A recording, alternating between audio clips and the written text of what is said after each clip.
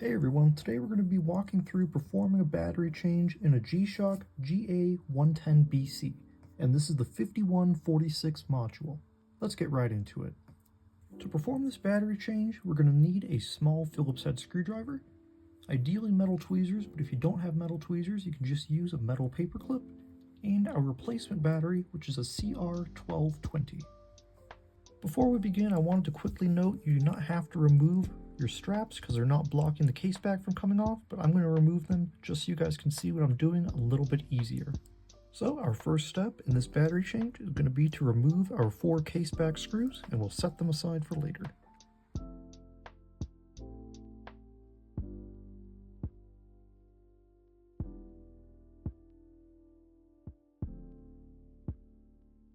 Now with our screws removed, we can go ahead and lift our case back right off, and don't worry, sometimes the rubber gasket comes out stuck to the case back. We'll reinstall everything when we're reassembling the watch. So now that we're inside the watch, the first thing that we need to do is remove this plastic retaining clip. So to do this, I usually will just grab my tweezers or that paper clip, come right under it, and then try to lift it as straight out as you can, and we'll just set that aside for later.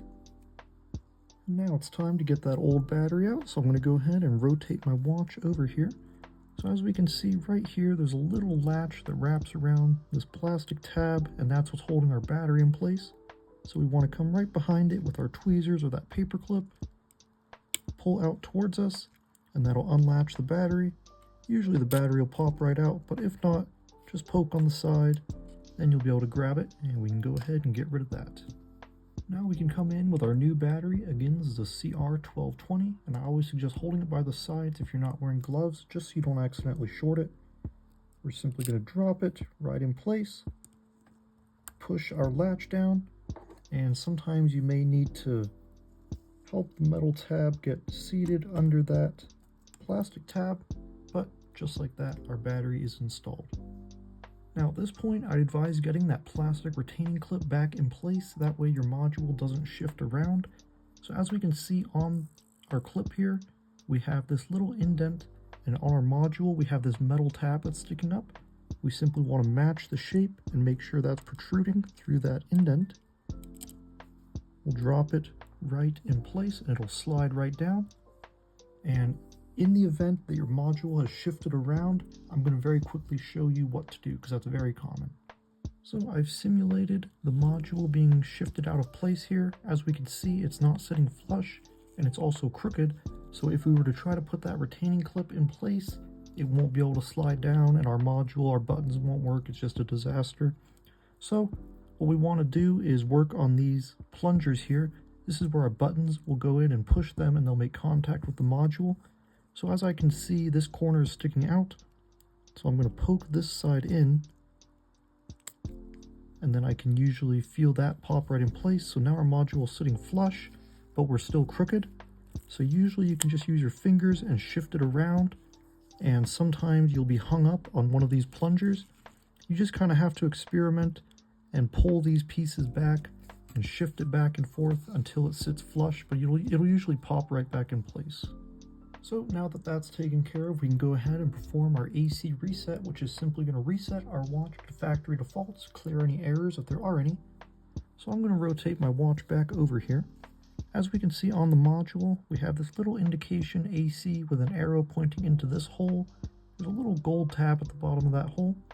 And then we can see up here there's a circle with a negative icon next to it. This is where having our metal tweezers or that paper clip is going to be required. If you're using a paper clip, you simply want to bend it into an arch. You just want to have 2 metal points of contact.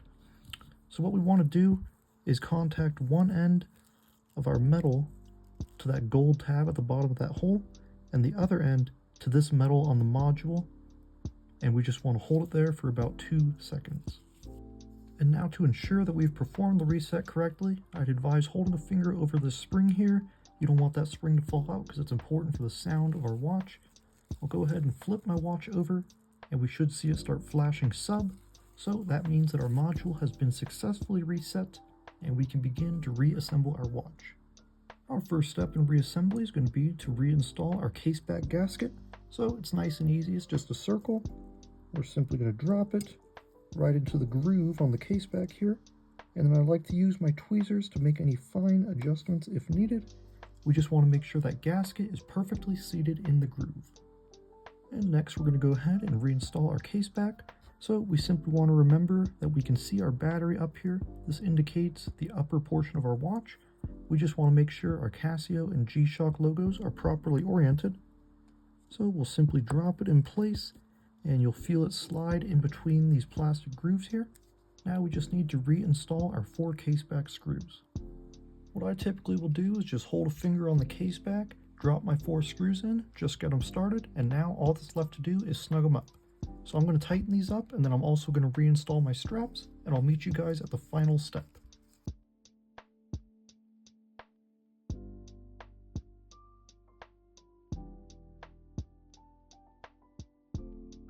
Our final step is going to be recalibrating our hands. That way when we set digital time, our analog display will also display the correct time. The reason we have to do this is because when we perform the AC reset, it essentially thinks wherever the hands were left is now 12 o'clock, so it'll display the wrong time. So to do this, we're going to press and hold our forward button. We'll hear the watch beep, and now we'll see that sub start flashing again. So now we're controlling this small sub dial. We can only advance this one at a time using our forward button. We want it to be pointing directly to the left at 50 to be zeroed. Once that's set, we're going to press mode. Now we'll see 000 start flashing. This is our hour and minute hand. We want it to be pointing at 12 o'clock, and this we can do forward and reverse. Once those are in line, we'll simply press adjust.